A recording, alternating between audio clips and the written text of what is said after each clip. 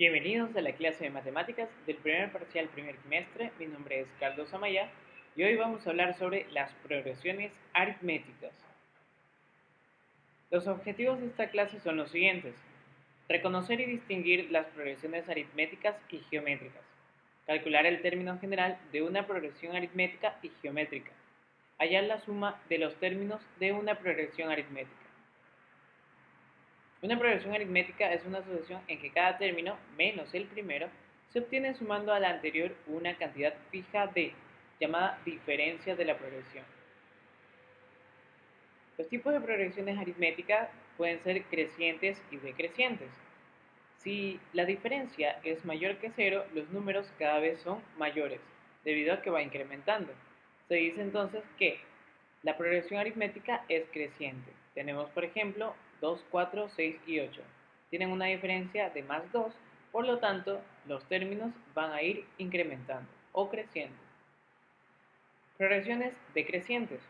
Si la diferencia es menor que 0, los números cada vez son menores. Se dice entonces que la progresión aritmética es decreciente. Tenemos ejemplo 7, 5, 3, 2. La diferencia es menos 2 y para obtener la diferencia basta con restar dos términos consecutivos. Puede ser el segundo restar el primero, o al tercero restarle el segundo, o al cuarto restarle el tercero. A cualquier término yo le resto su término anterior y obtengo la diferencia de la progresión aritmética. Con respecto al término general, en una progresión aritmética cada término es igual al anterior más la diferencia, que era lo que mencionábamos previamente.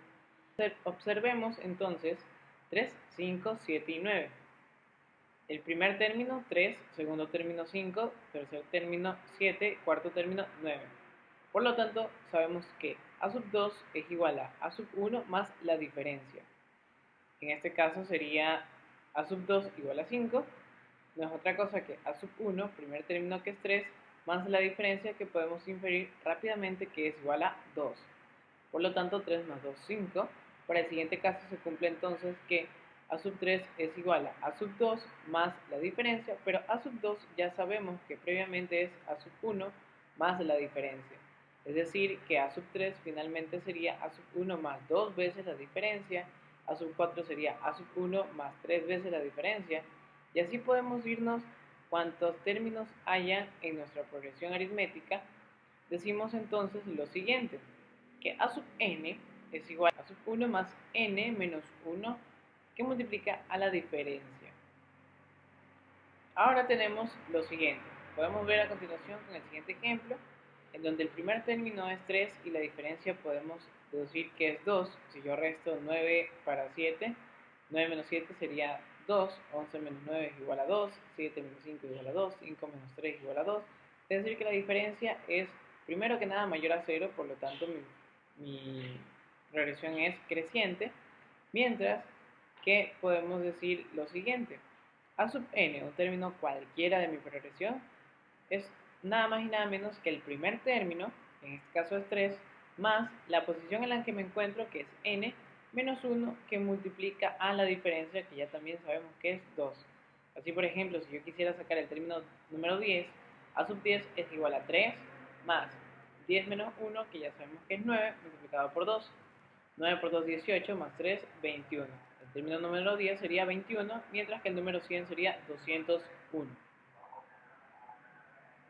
Tenemos ahora la suma de n términos.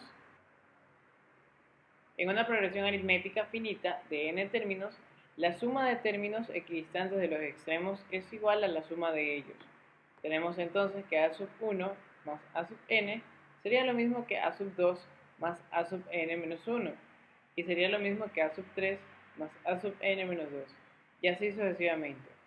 A partir de esta propiedad se obtiene que la suma de n términos es igual a sub 1 más a sub 2 y así sucesivamente hasta llegar a sub n de los n primeros términos de una progresión aritmética. Es entonces s igual a sub 1 más a sub n multiplicado por n dividido entre 2. Es decir, el primer término más el último de la progresión aritmética, multiplicado todo ello por la cantidad de términos que se desea obtener la suma, y todo eso dividido para 2. Ahora vemos con un ejemplo, tenemos 2, 4, 6, 8, 10, 12, el primer término es 2, la diferencia podemos decir rápidamente que es 2 positivo, debido a que yo le resto a 8, 6, sería entonces 2, si le resto a 10, 8, sería también 2, y así sucesivamente.